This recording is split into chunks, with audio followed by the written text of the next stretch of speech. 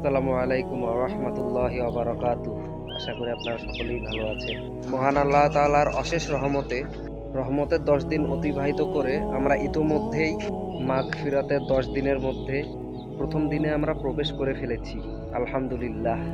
অর্থাৎ 11ই রমজান থেকে শুরু করে 20শে রমজান পর্যন্ত সময়টাকে মাগফিরাতের 10 দিন বলা হয়, যেটি আমাদের কাছে অত্যন্ত গুরুত্বপূর্ণ একটি সময়।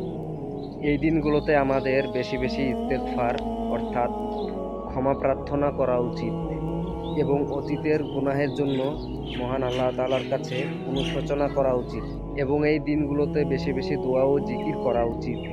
বিশেষ করে আল্লাহর কাছে নিজের ও পরিবারের জন্য ক্ষমা, শান্তি এবং কল্যাণ কামনা করা উচিত। মুখে, কথায়, কাজে ও চিন্তায় সব ধরনের পাপ থেকে দূরে থাকার চেষ্টা করা উচিত এবং নিজেদের প্রতিবেশীদের সাথে এবং আত্মীয় স্বজনদের সাথে সুসম্পর্ক বজায় রাখার চেষ্টা করা উচিত। অর্থাৎ এই 10 দিনে মহান আল্লাহ তাআলার রহমত ও ক্ষমা পাওয়ার সর্বোচ্চ চেষ্টা করা উচিত।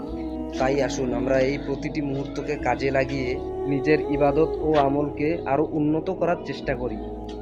সবাই ভালো থাকবেন। আসসালামু আলাইকুম।